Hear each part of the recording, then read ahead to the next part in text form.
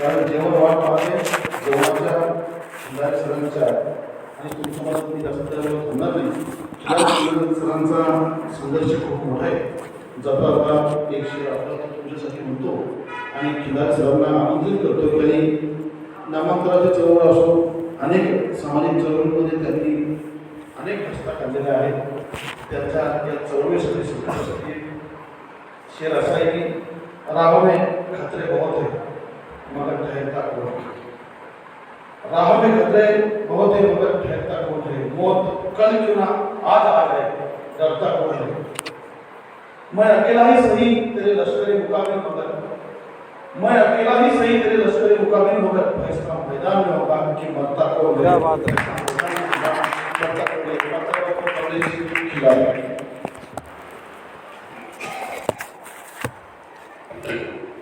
समतेचा जागर करणारे भगवान बुद्ध आपल्या बुलढाणा जिल्ह्याची जी ओळख आहे, विद्रोही संत संत चोखामेळा, समाजात अज्ञान पसरलं आपल्या विज्ञानवादी विचारांनी दूर करणारे संत कबीर, आपल्या जिल्ह्याची दुसरी ओळख राजमाता जिजाऊ. आज लोकशाहीमध्येही तुम्ही तुमच्या गाडीवर लिहिता राजे परत या, तुम्ही तुमच्या गाडीवर लिहिता राजे परत या, राजे परत आलं पाहिजे लोकशाहीमध्ये म्हणता. असे रयतेचे राजे शिवाजी महाराज, आधुनिक भारताचं स्वप्न पाहणारे महात्मा फुले. तुमच्या घरातील छोट्यात छोटी वस्तू विका पण तुमच्या लेकराला शिकवा, कारण शिकल्याशिवाय तरुणोपाय नाही असे म्हणणारे संत गाडगेबाबा. आंधळ्याला डोळा, लंगड्याला पाय आणि माझ्यासारखा मुका माणूस तुमच्यासमोर बोलू लागला असे महामानव डॉक्टर बाबासाहेब आंबेडकर या सर्व महापुरुषांना विनम्र अभिवादन करतो. आजच्या या सुंदरशा कार्यक्रमासाठी मंचावर उपस्थित सर्व हे मान्यवर, मी नाव सगळ्यांची घेत नाही कारण मला सूचना आलेल्या आहेत, कारण जेवणाच्या आणि तुमच्यामध्ये मी आहे, त्यामुळे सर्व मान्यवर आणि ज्यांचा आज वाढदिवस आहे असे सुनील भाऊ वायाळ, त्यांच्यासाठी एकदा टाळी वाजवा, कारण मंगलमय शुभेच्छा देऊ आपल्याला. मित्रांनो, हे आयोजन ज्यांनी केलं आहे ग्रंथालय विभागाकडनं झालं आहे, आपल्या कार्यालयाकडनं, तर अशी आमची दोन खंदे शिलेदार, कवी मनाचा मरे नावाचा हा माणूस कोमल मनाचा आहे, कवी मनाचा आहे, त्यामुळं तुमच्याशी सहज जुडतोय, ग्रंथालयाच्या पुस्तकाशी खेळतोय, शब्दांशी खेळतोय, तुमच्याशी जुडतोय. आणि दुसरा संघर्षशील माणूस, आताच आमच्या संदीप दादांनी सांगितलं की संघर्ष काय असते, चळवळ काय असते, अशा एका चळवळीच्या मुख्य नेत्याबरोबर प्रकाशजी आंबेडकरांबरोबर 3-4 वर्ष PA म्हणून घालवलेले आमचे शिरसाट साहेब, या दोघांच्या कामातनं हे आम्हाला काहीतरी वेगळे यश दिसतंय. आणि महत्त्वाची धुरा ज्यांनी वाहिली असे आमचे दबंग व्यक्तिमत्वाचे धनी आमचे वानखेडे साहेब, की न बोलताही भरपूर त्यांनी पाहिलं तरी कामं होतात, असे आमचे वानखेडे साहेब, यांच्या सगळ्यांमुळं या 2 दिवसीय या कार्यक्रमासाठी खूप सुंदर सगळ्यांना आनंद घेता आलेला आहे. संदीप दादाचं नाव विशेष घेतलं पाहिजे.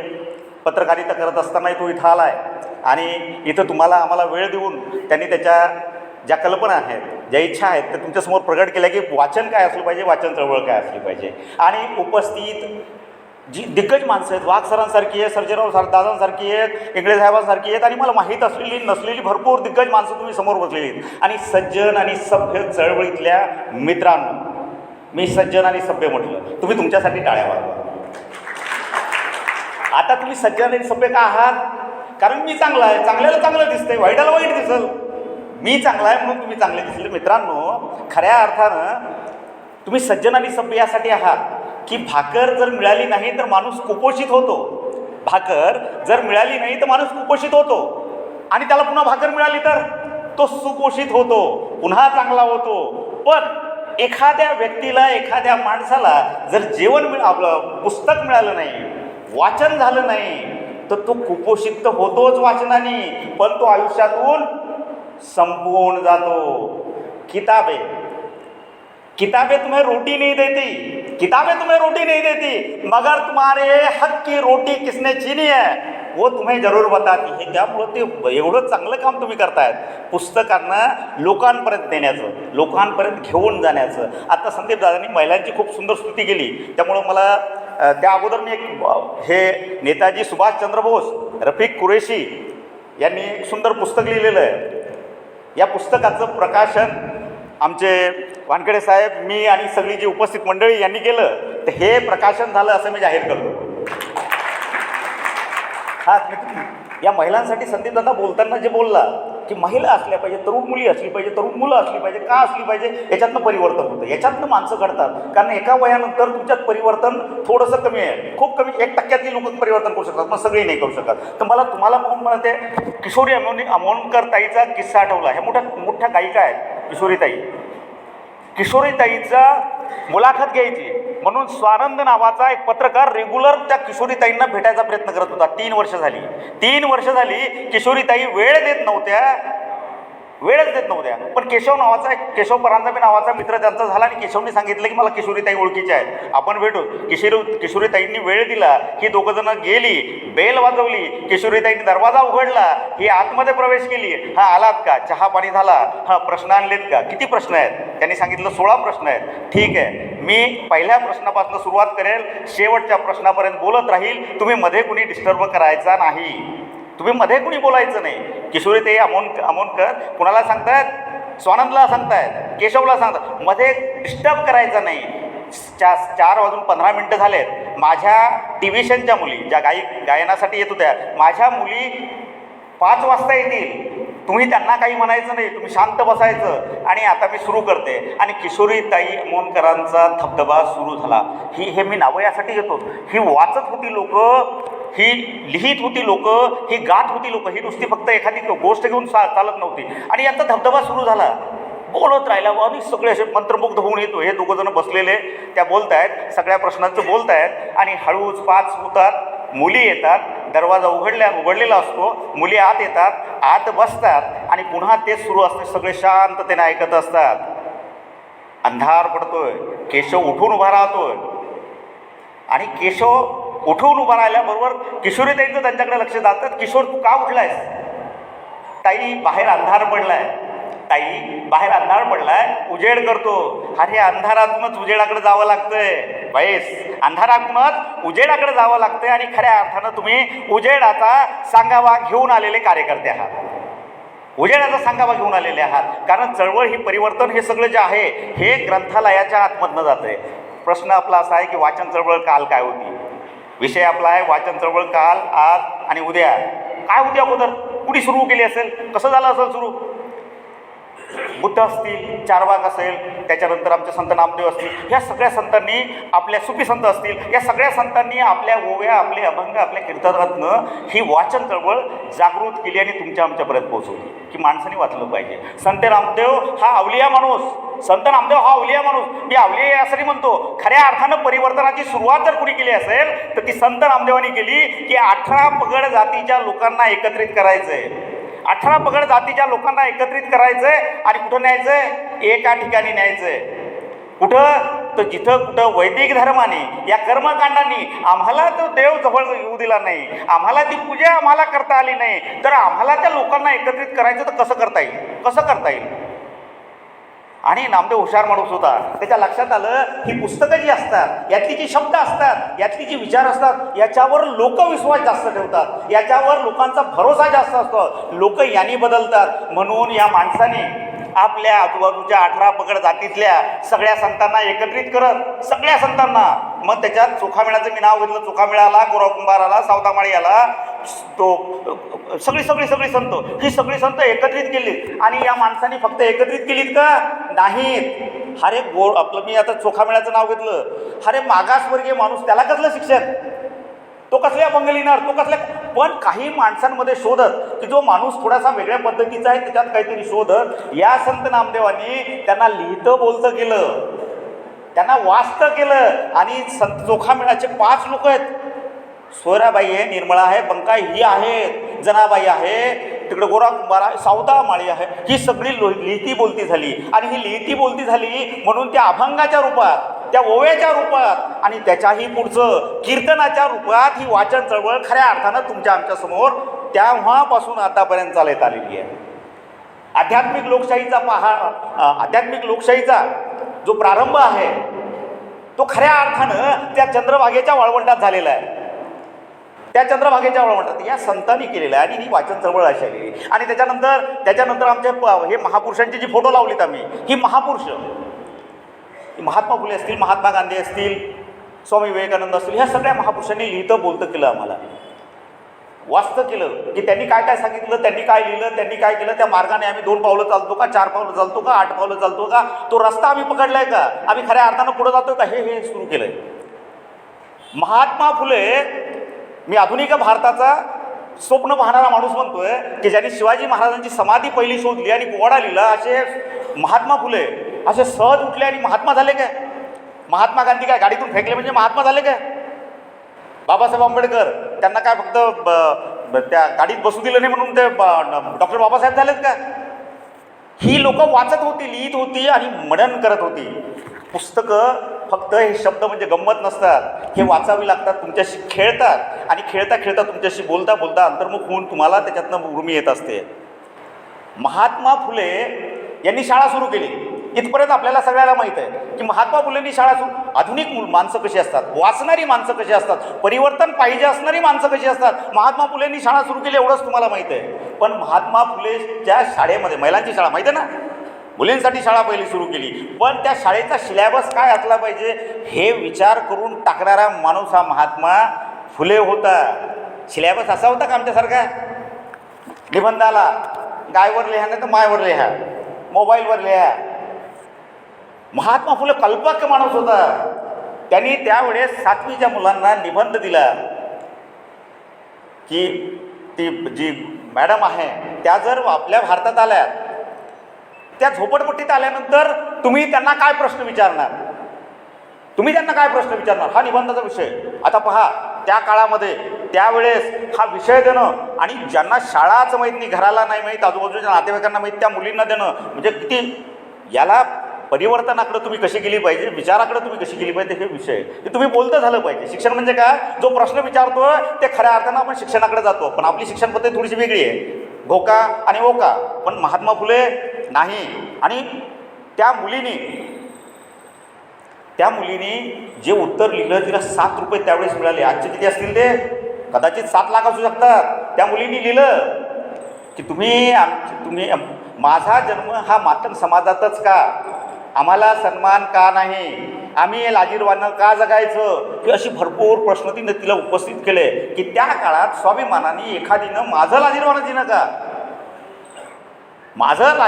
जिणं का, हे विचारायची ताकद त्यावेळेस महात्मा फुलेंनी दिली.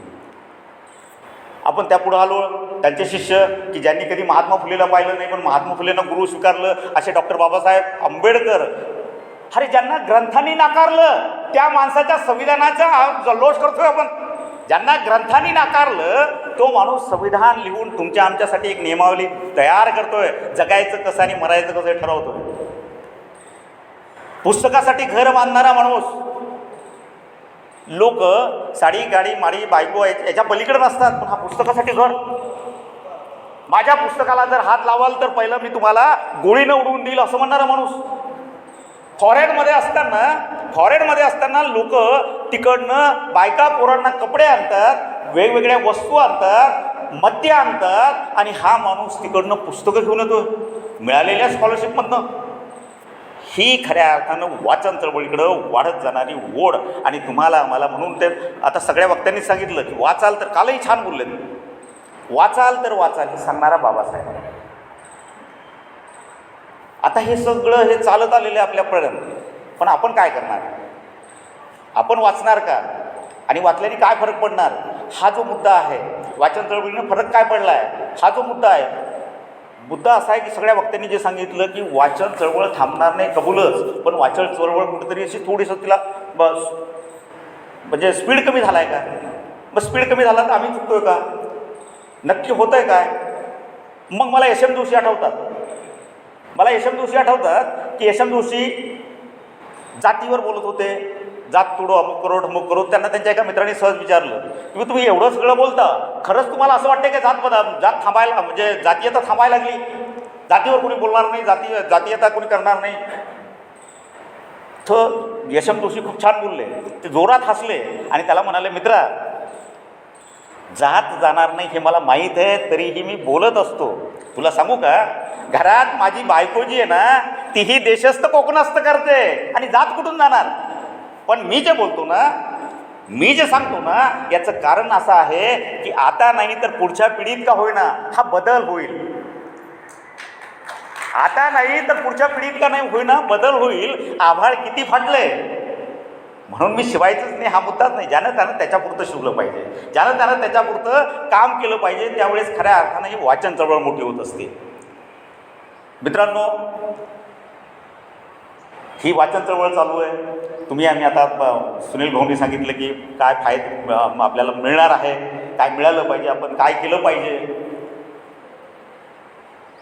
ओहाग ज्यावेळेस सकाळी उठतो ना, झोपेतनं ओहाग उठतो ना, तर त्याचं पहिलं त्याच्या डोक्यात स्वप्न असतं किंवा कल्पना असतात का पहिला विचार हा असतोय की मला हरणीपेक्षा जास्त पळायचं, मला हरणीपेक्षा जास्त पळायचं. त्याचं कारण असं की मला हरीण हे भक्ष्य मिळालं पाहिजे, माझं पोट भरलं पाहिजे. पण दादांनो, हरीण जेव्हा झोपेतनं उठते ना, तिचाही पहिला विचार, पहिलंही स्वप्न हे असतं की मला वाघापेक्षा जास्त पळायचं आहे, कारण मला वाघाच्या तावडीत नाही सापडलं पाहिजे. आणि आपणही तशीच आहोत. आपणही आपलं जीवन जगताना आपल्या फायद्याचं, आपलं चांगलं, आपल्या समाजासाठी चांगलं, देशासाठी चांगलं काय आहे त्या पद्धतीनं विचार करून आपण वागलं पाहिजे, जगलं पाहिजे. त्यावेळेसच आपण जिवंत राहू. ही वाचनालय जिवंत राहिलीत ना, तुम्ही जिवंत राहिलात ना, खऱ्या अर्थानं तुमचं तर खरं म्हणजे स्वागतच केलं पाहिजे. कारण ही वाचनालय जिवंत, तुम्ही आहात म्हणून वाचनालय जिवंत आहात. परिवर्तनाचा जो रस्ता आहे हा वाचनालयातून आहे. परिवर्तनाची पाठशाळा, समाजाची म्हणजे शासन, मला तर असं वाटतंय की समाजानं, आपलं सरकारने हे ठरवलं पाहिजे की पाठशाळा आहे समाजाला बदलवण्याची. एखाद्या गांधीजी असं नेहमी म्हणायचे की गाव पाहायचं असलं तर वाचनालय पहा, वाचनालयाहून आपल्याला गावाचा बदल लक्षात येईल. आणि मित्रांनो, परिवर्तन झालं, विचार झाले, आचार झाले, तुम्ही किती बदललात? तुम्ही तुमच्याकडं असं वाकून पाहायचं. मी प्राध्यापक आहे, कोणी डॉक्टर आहे, कोणी इंजिनियर आहे, कोणी अधिकारी असतील, कोणी सामान्य माणूस, कोणी वक्ता असेल, आम्ही किती बदललो? आमच्यात परिवर्तन झालं आहे का? या वाचनाने किती फरक पडला हे जर पाहायचं असेल तर त्याच्या 2-4 टेस्ट आहेत, त्या केल्या पाहिजेत. एखाद्या ठिकाणी पुतळ्याची विटंबना झाली तर तुम्ही जर हिंसक होत नसाल तर परिवर्तन, तुम्ही जर हिंसक होत नसाल म्हणजे तुम्ही दुसऱ्याच्या घरात घुसून कुणाला मारत नसाल, कुणाला मारायची उर्मी तुम्हाला येत नसेल तर खऱ्या अर्थानं तुमच्यात परिवर्तन झालं. एखादी महिला, एखादी मुलगी रात्री 10 वाजता ही रस्त्यानं एकटी चालली आणि आजूबाजूला कुणी नाही, तरीही तुमच्या मनात वाईट विचार येत नसाल, तुम्ही तिची छेडछाड करत नसाल, त्याच्याही पुढचं एखादी, आता मुलींमध्ये भरपूर, पुन्हा मुंबईकडे तर बिअर घेऊन एखादी मुलगी उभी आहे, तरीही तुमच्या मनात वाईट विचार येत नसाल तर खऱ्या अर्थानं तुम्ही परिवर्तनाकडे चाललात. एखाद्याशी मैत्री करताना, जवळ जाताना तुम्हाला त्याची जात आठवत नसेल तर खऱ्या अर्थानं तुम्ही परिवर्तनाकडे चाललात. खऱ्या अर्थानं तुम्ही शिवाजी फुले शाहू आंबेडकर वाचता असं वाटतं. ह्या मोबाईलवर संदीप दादा भरपूर बोलला, मी कॉलेजवर बोलत असतो. ह्या मोबाईलवर ना जे येते ना ते नुसतं फॉरवर्ड न करता तुम्ही तुमचं डोकं चालवत असाल तर खऱ्या अर्थानं तुम्ही परिवर्तनाकडे चाललात. हे परिवर्तनाचे छोटे मोठे, हातात गंडा, तोंडात फुले शाहू आंबेडकर आणि भविष्य पाहून दादा तू जर कार्यक्रम ठरवत असशील ना तर तू परिवर्तनाकडे नाही, तू परिवर्तनाकडे जाण्यासाठी तू विश्वास ठेवच. पण काही गोष्टी ह्या विज्ञाननिष्ठ असल्या पाहिजे. बोलणं एक आणि अंगीकृत करणं एक, यात फरक असला पाहिजे, हे डोक्यातच ठेवलं पाहिजे. मित्रांनो, वेळ भरपूर झालेली. वानखेडे साहेबांनी सांगितलं की याच्यानंतर दुसरं सत्र सुरू करायचं आहे. मला तुम्ही वाचताना आपल्यात बदल होता, चांगुलपणा येतो. संदीपनं खूप छान सांगितले काय बदल होतात तुमच्यात. आमच्या अनंतरावनी सांगितलं बदल तुमच्यात होतच असतात, वागणं, बोलणं, चालणं. आणि तुम्हाला माणसं कळाली पाहिजे. बुद्ध काय म्हणायचे माहिती आहे का? ते झाड आहे असं नव्हतं म्हणत, ते झाड होत आहे. अरे त्याच्यात बदल आहे ना, झाड होत आहे. ते म्हणायचे जीवन हा प्रवास आहे, जीवन हा मुक्काम नाही. आणि वाचणाऱ्या लोकांच्या लक्षात यायचं. मला दादा कोंडके आठवतात. दादा कोंडके सगळ्यांना माहीत असतील. दादा कोंडकेवर अनिता पाध्ये नावाच्या महिलेनी, अनिता पाध्ये माहिती ना, बावल्यांचा खेळ करणार आहे, त्यांनी एक पुस्तक लिहिलं, खूप सुंदर पुस्तक लिहिलं. आणि दादाकडे गेल्या त्या, दादा हे पुस्तक लिहिलं आहे तुमच्या जीवनावरचं पूर्ण, आणि याला नाव द्यायचं आहे आपल्याला. याला नाव काय द्यायचं, या पुस्तकाला नाव काय द्यायचं? दादा म्हणे आता काय नाव द्यायचं? सोबत एक पत्रकार दादांच्या जवळ बसलेला होता. तो म्हटला की याला नाव देऊ सोंगाड्या. दादा सोंगाड्यामुळं घराघरात पोहोचले, लोकांपर्यंत पोहोचले. याला नाव देऊ आपण सोंगाड्या. दादा वाईट वाटलं, अरे दादा म्हणे, अरे सोंगाड्या हे काय नाव आहे का? मी सोंगाड्या वाटतो की तुम्हाला? माझ्या पुस्तकाला सोंगाड्या नाव देणार? नाही नाही नाही, योग्य नाही आहे, दुसरं नाव द्या. पुन्हा 10-20 मिनटं झालं आणि त्या अनिता पाध्यांच्याच लक्षात आलं की याला नाव आपण देऊयात एकटा जीव. आणि एकटा जीव म्हणताच दादा म्हणे, क्या बात आहे, बढिया, हेच नाव असलं पाहिजे. आणि ते भावनिक झाले, त्याच्या डोळ्यात पाणी आलं त्यांच्या डोळ्यात. हुंदका आवरे ना त्यांना. हे माझ्या जीवनाशी सुसंगत नाव आहे. कोणतं? एकटा जीव. आणि त्यांनी सुसंगत नाव आहे असं का म्हटलं? तर त्या पुस्तकाच्या शेवटच्या पेजवर त्यांनी सांगितलं की मी गोव्याच्या कामाख्या देवीला मानतो. मी कामाख्या देवीच्या पुढं पूजा करताना असं म्हटलो की हे देवी, मला जर पुनर्जन्म मिळाला तर मला पद, प्रतिष्ठा, पैसा, सन्मान काही नको. हे मला खूप मिळालं आहे. मला पद, प्रतिष्ठा, सन्मान, पैसा असं काही नको, मला खूप मिळालं. मला जर तू पुनर्जन्म देत असेल तर मला 2-4 आपलेपणाची, हक्काची, जीवाभावी प्रेम करणारी माणसं दे. हे म्हणायचं कारण की ही सगळी लोक वाचणारी होती बरं. निळू फुलेला तुम्ही जर गमतीत पाहत असाल, त्यांचा तो डायलॉग फेमस आहे. त्या पद्धतीनं पण निळू फुले खूप मोठा परिवर्तन चळवळीतला हे होतात. श्रीराम लागू ही सगळी लोकं वाचत होती. म्हणून दादांमध्ये हे परिवर्तन होतं की मला देताना हे दे. तर हे आपल्या लक्षात आलं पाहिजे. जाता जाता सरांची नजर माझ्याकडे आहे, माझ्या लक्षात यायला लागलं. तर मी शेवटची एक गोष्ट सांगतो आणि थांबतो. गोष्ट अशी आहे की एक छोटंसं गाव होतं. गावामध्ये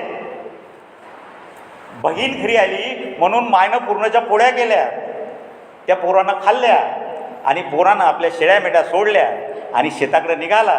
पूर्णाच्या पोळ्या खाल्ल्यामुळं त्या पोराच्या पोटात भरपूर दिवसानंतर असे साधं खाणारी माणसं, पण कुणीतरी आलंय चाललंय म्हणून पूर्णाच्या पोळ्या चांगल्या खाल्ल्यामुळं त्याला दुपारी अशी सुस्ती आली आणि तो शेतात गेल्यावर झाडाखाली झोपला. जसा झोपला तशा त्या शेळ्या मेंढ्या ज्या असतील त्या इकडे तिकडे चरत निघून गेल्या. त्याला जाग आली. त्यांनी पाहिलं की शेळ्या मेंढ्या नाहीत. मग काय करायचं? त्यांनी इकडे तिकडे पाहिलं तर बाजूच्या शेतात एक माणूस काम करत होता. तरुण पोरगा होता, तो शेतात काम करत होता. त्याच्याकडे गेला.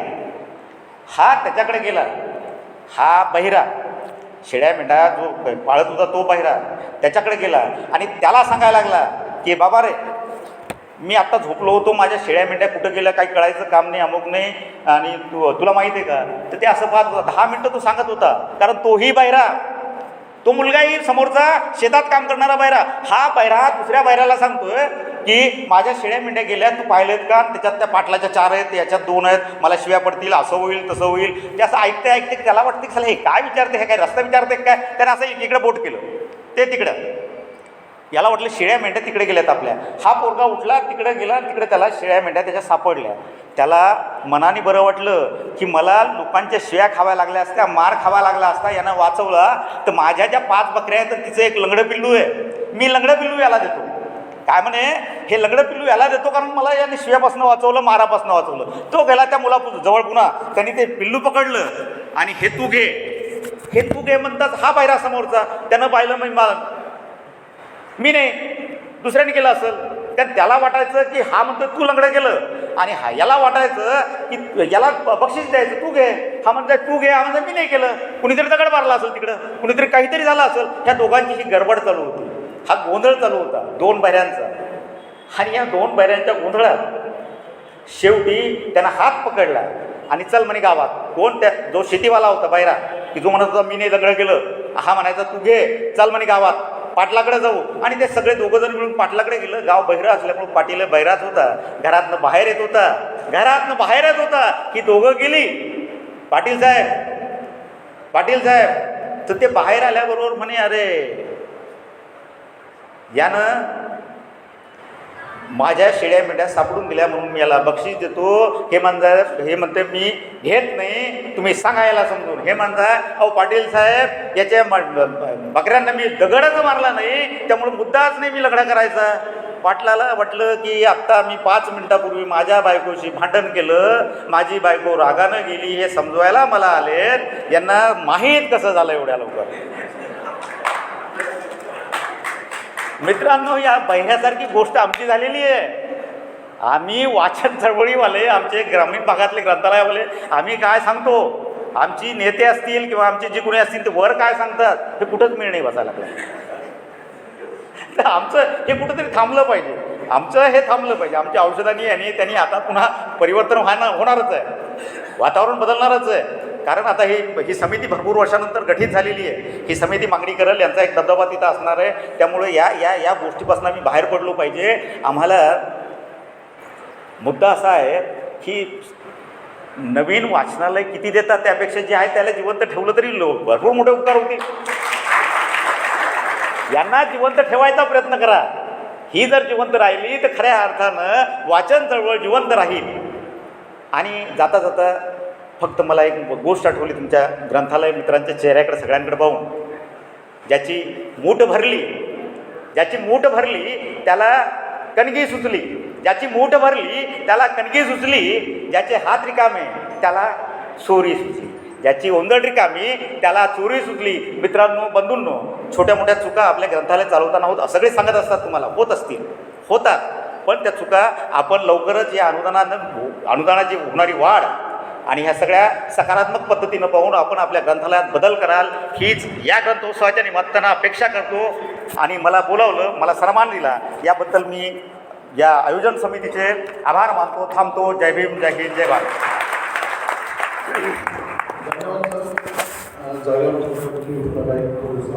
आपण कार्यक्रमाबद्दल या कार्यक्रमानंतर लगेच आता आपण